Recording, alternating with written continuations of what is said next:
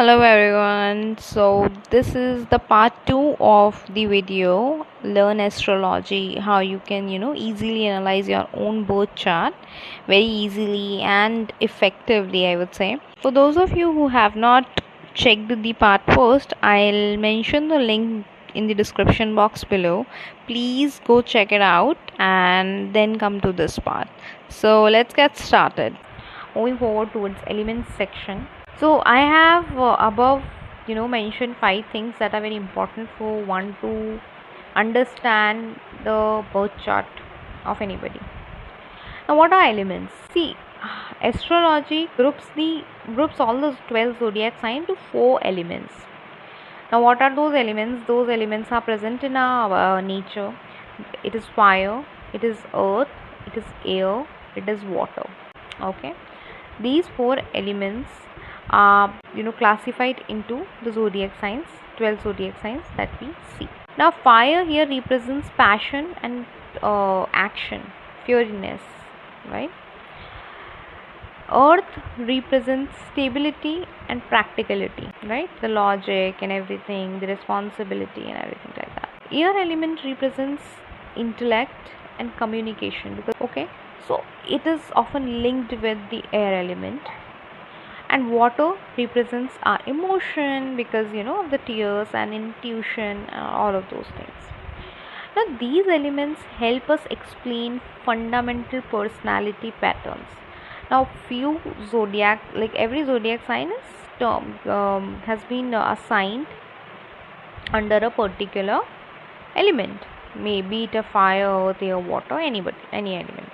Now, modalities section is also divided into 3 modalities. It is cardinal signs, fixed signs, and mutable signs. Now, what does it mean, and how do we differentiate these signs into these categories? See, cardinal signs is all about action. Like, they are action oriented, they are very adventurous in nature. They do not like to sit and think, they like to move and do things very quickly. Fixed signs, on the other hand, maintains and stabilize. Like, they just want to maintain and stabilize things first, and then they would like to then they'll move. Mutable signs are very adaptive and very they very quickly change according to the situation and the environment they are in. So it's like that. And together, all of these elements and modalities provide deeper insights into personality. Okay, now planetary meanings. What does these planetary systems means, and how do we decode it very quickly and humbly? See, each planet has a different aspect of human experience, right?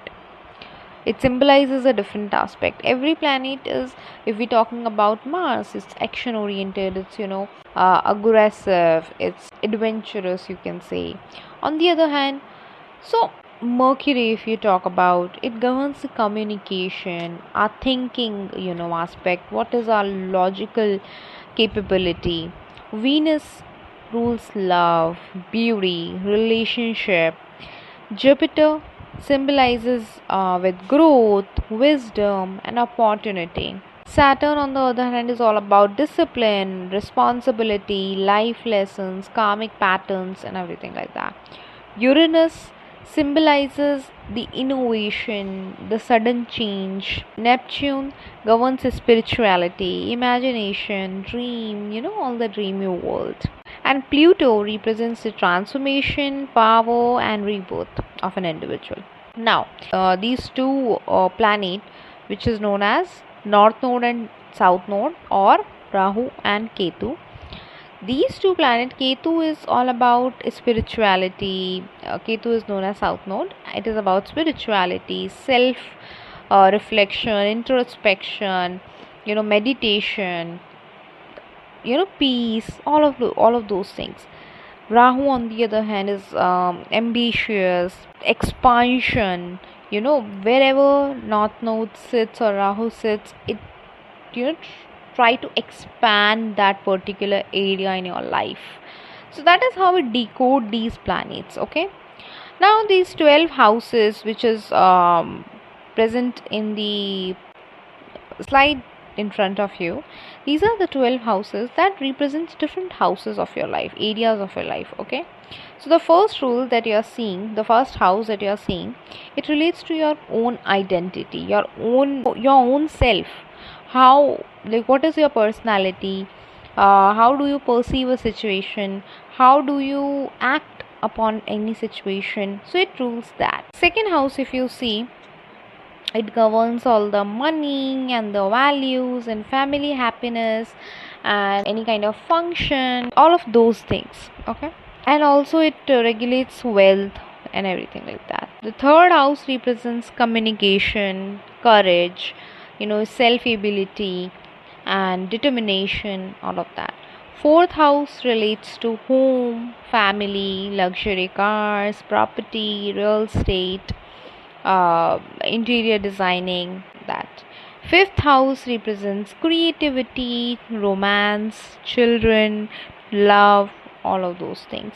Sixth house, on the other hand, represents your health, your daily routine, how disciplined are you, and your responsibility, your job, and your legal battles. Seventh house focuses on partnerships, relationships between two individuals. It can also be related to the business partnerships. Okay, the eighth house represents transformation and shared resources, the inheritance that one get.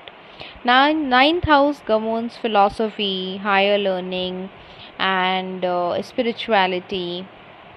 10th house represents career, your public image, your business. 11th house governs friendships, community, your elder sibling. 12th house explores spirituality, subconscious mind, bad pleasures, all of those things. Okay, now aspect. You might have heard astrologers mentioning aspects. This planet is aspecting this planet, and this, because of this aspect, this is going to be the result. What are those aspects? How do you define it?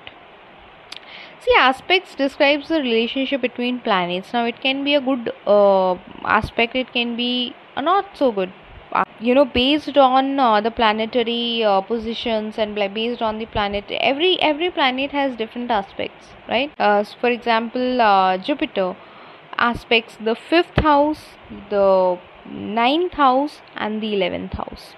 In the same way, Venus aspects the 7th house. Your North Node aspects your 7th house. So it's like that. What do you mean by conjunction? When we say these planets are conjuncting, it means combined energies. When two planets' energies combines in a single house, it is known as conjunction. Okay. What is sextile? Sextile is a harmonious aspect between two planets when they are 60 degrees apart from each other. Square is known to create tension and growth.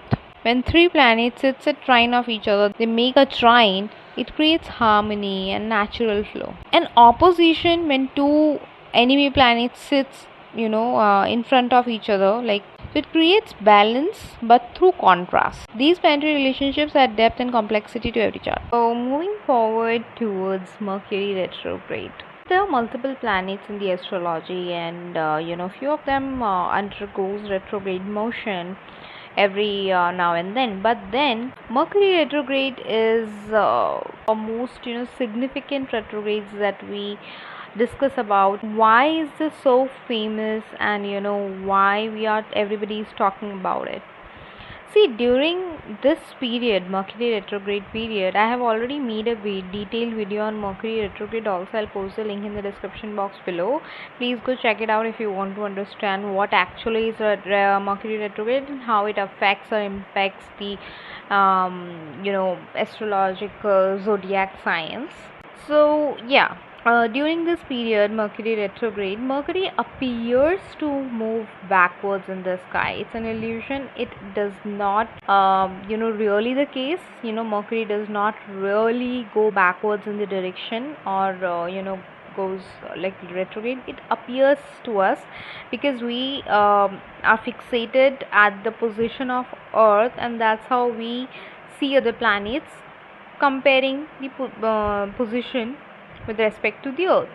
So that is how this difference is visible, because Mercury is also the fastest moving planet, the smallest moving planet, and because of the weight it moves the fastest. So astrologers also associate this Mercury retrograde with communication issues, travel delays, technological glitches, and misunderstandings.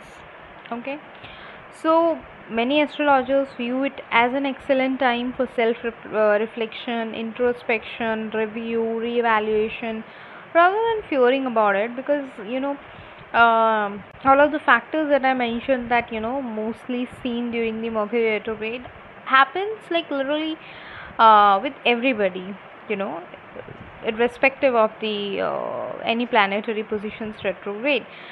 However, during Mercury retrograde, these glitches and misunderstandings definitely goes on peak. I would not say no, but then if you really want to understand it that way, you have to understand your chart. Basically, it the generalized notion of this is going to happen during this planet retrograde, during this planet's retrograde motion, is literally false, and it does not happen, it does not work that way. Every chart is specific, every individual is specific, every individual is living their life, and have their karmic balances to which needs to be sought and balanced out eventually. So it depends, it varies from individual to individual, but definitely these are some of the common factors which are more prominent during these periods. Now, transits. What are transits and how do we define them? See, transits occur when current planetary movements interact with your natal chart. So your natal chart is your birth chart. Whatever is a snapshot of your chart when you were born is your natal chart. You can get it on any app.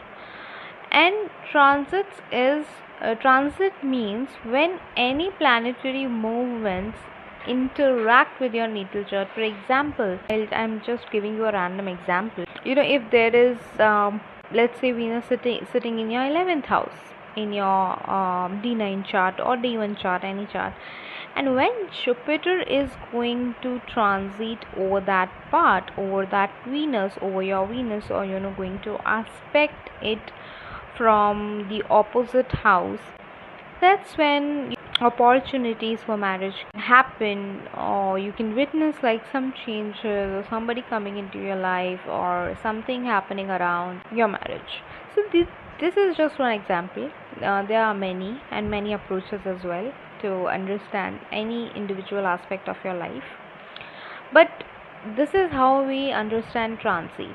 So when your natal chart and your transit, which is like current chart, currently Jupiter is in what house, Venus is in what house, Mars is moving through which house, is it retrograde, is it debilitated, is it Vargotam in your chart, or the transit chart. So that's how we understand, and definitely transit chart and natal chart both are important to have a basic understanding about any aspect of your life. Both of the charts are very, very important. Natal chart definitely accounts for a major proportion because it is specific to you. However, transit chart also account a fair proportion in analyzing any particular aspect of your life, be it marriage, career, job, business, relationships, and any other. Now, astrologers use these transits to identify periods of growth for you, periods of challenges for you. Although these periods of growth, challenges, opportunity, and period of change, these are more prominently these are more prominently understood from your natal chart, not the transit one. But definitely these charts helps in the process. It eats to the process. It makes the analysis more stronger and significant and understandable. So transits form the basis of most astrological forecasting. Okay. Now, compatibility and synastry. See, astrologically compatible or astrological compatibility goes far beyond sun signs. We are often fixated at our sun signs, and we just are very limited to sun signs, and we do not try to understand what's ahead and what's more in the astrology. For us, synastry refers to comparing two birth chart to understand relationship dynamics. Okay, maybe you and your partner. So when you are in a relationship and when you want to understand the dynamics, or how it is going to be for both of you in the future, and are you guys going to like plan a child really soon, or maybe later in life, or so all of these things is not very clear with only one chart of one individual. Both of them, like both of their charts are very important in this process. That term is known as synastry. Astrologers examine emotional compatibility, communication styles, romantic attraction, and there is also Gun Milan process. If you know what that is. So Gun Milan process is basically where we try to understand what areas of life are like what area of your life you can chill at, and what area of your life you need to work upon, both of you guys, right? So there is this concept of Gun Milan where we try to match the Gun based on certain rules present in the astrology. So that shows the compatibility you both have in the life, and that also shows the future forecasting for you guys, how romantic it is going to be, what direction you need to work upon, and where in the life you can face difficulty ahead, and if there is any difficulty ahead or not, or if there is a green signal, you can just go for it. So all of these things basically understandable by that Gun Milan. Now, every relationship contains, both harmonious and challenging aspects. So it's not like that. It's never the entire greenery at one side, right? Definitely, there are good things about two person living together, or being in a relationship, and there are challenges that needs to be sorted. And but then you can understand what areas are challenging and what areas are benefiting you, or now there is also this big concept of Western astrology and Vedic astrology. Vedic astrology is mostly used in India. Western astrology is definitely a part of foreign countries, and these are the two most widely practiced systems. There are other systems of astrology as well, but the most commonly used concepts are Western and Vedic astrology. Western astrology uses the tropical zodiac, and Vedic astrology uses the sidereal zodiac. Although the calculations differ in both of these concepts, both systems seek to provide insight into human life and experience. So there is a huge difference in the timing also in foreign countries and in India, right? So because of that difference, the planetary positions, the planetary transits, the planetary like the eclipses differed in both of these concepts.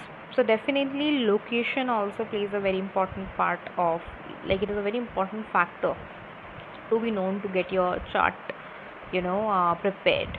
Okay, now what are the common myths about astrology? So some of the common myths is, many people believe astrology predicts the future with complete certainty. It's not the case. It cannot be the case. No matter you go to the East astrologer of the town, that astrologer cannot say a particular thing with utmost certainty. It's not possible. See, the astrologer do what? They just try to understand your planetary positions in your natal chart and try to align it with your transit chart and your other charts present in your horoscope, your D9 chart, and the individual chart which is required according to what issue you are looking at. So the thing is, with complete certainty, nobody can guarantee you anything. Like this year definitely you are going to get married. No, there are definitely going to be the chance. So in astrology, it works with maybe a time range. So somebody can give you a time range, like between this to this you can get married, or you can have children, or you can get your job, you can change your job, you can change your place, you can this is the best time to get your business started. So all of these things can be justified if given a time gap, right? A time range is okay, and it works almost all the time, if you have consulted a good astrologer. But a certain prominent date with utmost surety, that astrologer is fooling you for sure.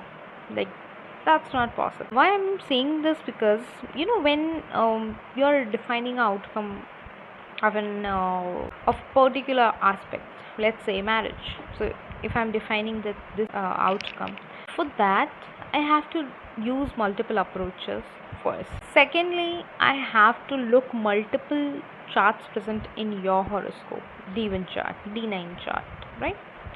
Transit chart, your dasha system, like what dasha are you currently in, like which planetary combination is active for you at this time. All of those factors gives a prominent idea of this thing can happen in this time period. In reality, like, astrology is generally viewed as a symbolic tool rather than deterministic system. Another myth is astrology is all about sun signs. Like, this is a very biggest myth in Western astrology more oftenly.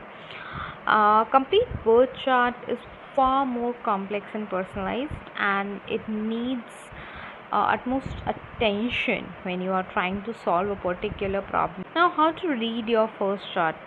If you are a beginner, if you are like really curious about your own chart and want to understand how to read it, start with your big three are sun sign, moon sign, rising sign. Understand your big threes. I have already mentioned the qualities above.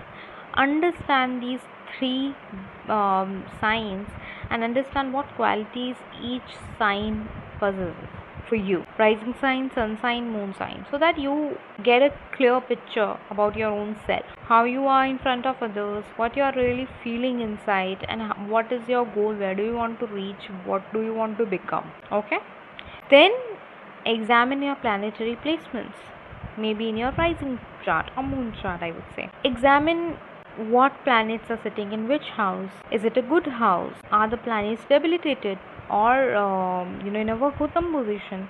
Are the planets aspecting good houses or bad houses? So what exactly is the case in your chart? Try to understand that. Then explore your house placements. What planet is occupying which house? What house is having multiple planets in your chart? Finally, study the aspects connecting your planets. What planet is aspecting which house, and what results can it really give. Try to analyze it. Okay, over time, when you do it again and again and again, you will begin to see how these pieces work together. Okay, now definitely ethics and responsible use is needed, because it's important to use astrology responsibly. Astrology should encourage self-awareness, not fear. It should never replace professional, medical, legal, financial, or psychological advice, because these are the most important things one should get if it is needed at all. healthiest approach is to use astrology as a tool just for reflection and your personal growth, and maybe to get an idea of when we can receive what. The future of astrology, definitely technology is transforming astrology. Today birth charts can be generated instantly using apps and websites, right? Artificial intelligence, data visualization, online communities are making astrology more accessible than ever before. So earlier, as I already have told you, I think astrology was only accessible to the richer people, the kings and the superheroes and everything like that. But now um, it's accessible for all.